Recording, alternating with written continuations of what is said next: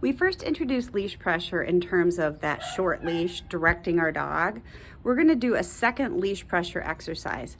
Teaching your dog about leash pressure is super helpful because we really just want it to be information, right? Hey, we got to go. Hey, let's move. Hey, we're going this direction. Hey, check back in with me. Backing up is an exercise in which you are going to start to go in reverse, and the plan is for your dog to go, oh, hey, where are you going?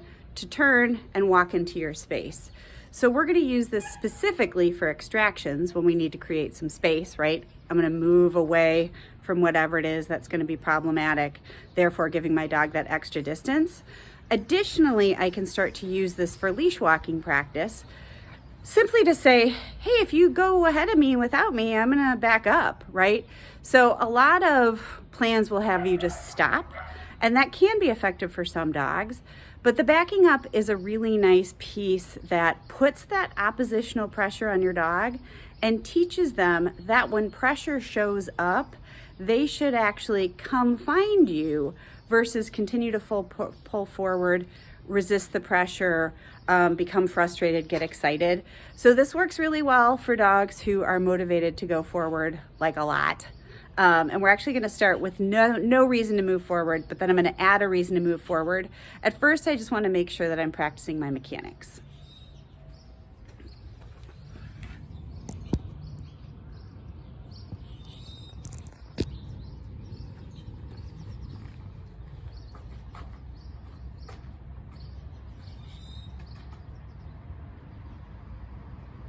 So I'm going to move forward, stop, reverse. Yes, good girl.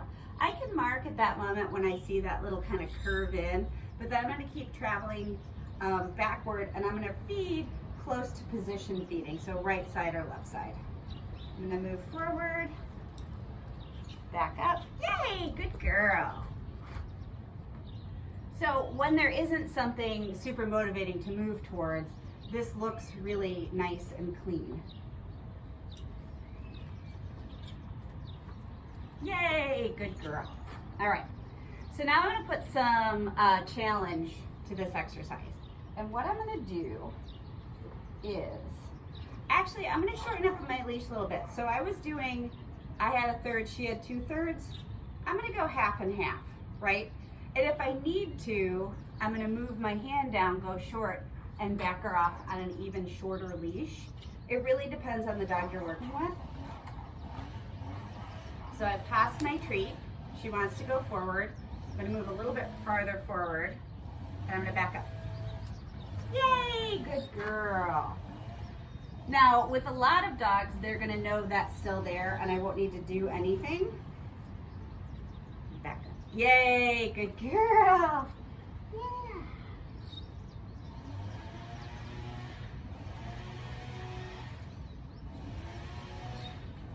Nice.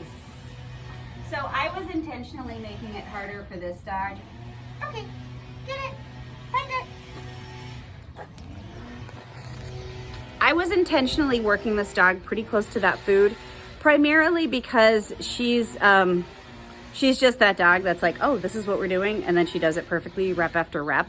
That is not totally normal. And then, you know, if it was a squirrel or if it was her buddy dog next door, I would need to use a lot more backward steps probably, and the pressure I was feeling as I backed away from that thing would be stronger. So we're not hurting our dogs. The idea here is this is very fair, even pressure.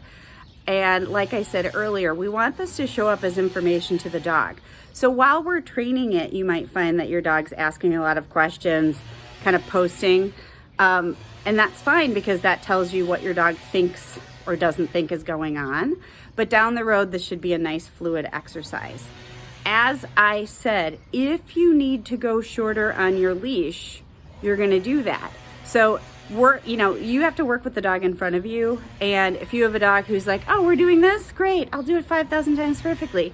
Or if you're doing this with a dog who's like, wait a minute, that's really good, and that's where I want to go. I'm not really sure why you're pulling on me. Things that you can do to help. You could put a lure in front of their nose and lure them around a few times. You can use super high-pitched, happy dog trainer voice to make it really fun.